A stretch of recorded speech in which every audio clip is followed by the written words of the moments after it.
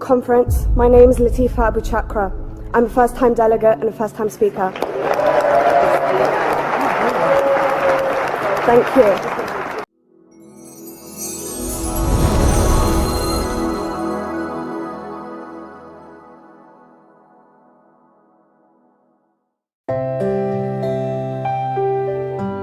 Assalamualaikum sahabat beriman semuanya.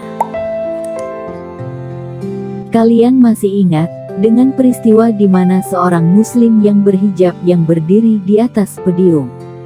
Lalu ia berbicara sangat semangat tentang hak-hak wanita muslim untuk berhijab.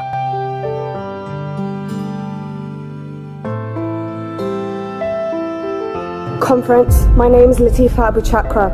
I'm a first-time delegate and a first-time speaker. Thank you.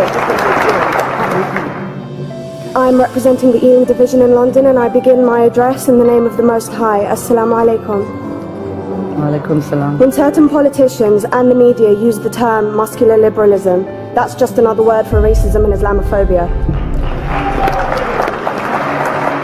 This stance on Islam has led them into primary schools to ascertain why young girls wear the hijab, as it could be interpreted as a sexualization of these young girls.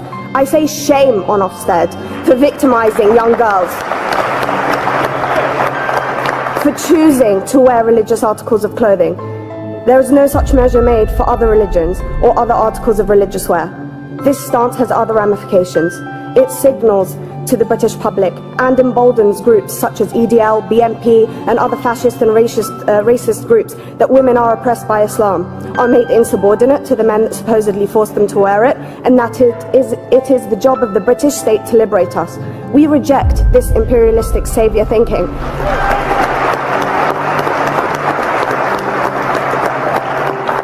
And I am here to state for all people who choose to practice their beliefs openly that we are not oppressed by our faith. The Quran beautifully states, La ikraha fid din, which translates to there is no compulsion in religion. My faith has given me the right to choose 1,400 years before the Universal Declaration of Human Rights told me I could. A fun fact for you, conference. My dad didn't want me to wear the hijab. I chose to. Those of faith, thank you. Those of faith should have the right to choose to wear their articles of faith. Sikhs wearing the turban, Jews wearing the kippah, or Christians wearing the crucifix. Practicing my right to freedom of expression through the hijab empowers me and other women like me to know that we are able to make decisions for ourselves. Through the hijab, women like me feel empowered to overcome the social expectations of sexualization that is relevant and has currently resulted in many cases of anxiety and worse. I can speak for myself and others like me. At school, I was able to focus more on the thoughts that were running through my mind than how good I looked to the world. The NUT has supported a woman's right to choose when it comes to pregnancy. I want conference to support my right to wear the hijab.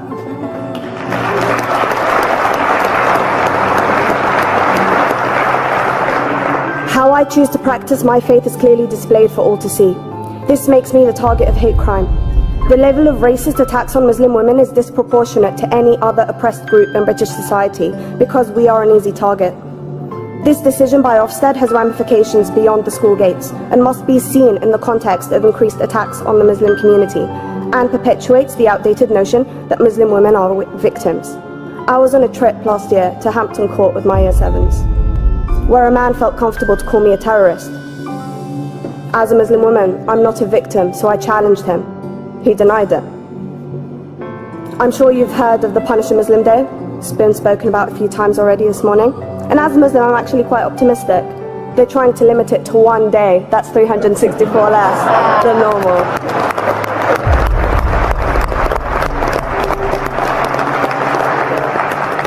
But let's be clear, conference. Islamophobia and other forms of racism affects non-Muslims too. If we don't challenge this stance as a collective, we may turn into a society like France, where women are forced by the law to choose between their faith and their education, their faith and their right to work in the public sector, their faith and their right to enjoy a day out by the seaside with their families. I want to end by stating that I came to this country as an 8-year-old refugee. We are Palestinians, forced out of our land in 1948. We lived in third world conditions, similar to those in Calais for 60 years. Here, I received the support I needed to study law at university and become a secondary school citizenship and PSHE teacher and a school rep. An injury to one is an injury to all, and I want to thank the Union for its stance on all oppressed groups, in particular mine, Palestine. Thank you, conference. Thank you, Latifah.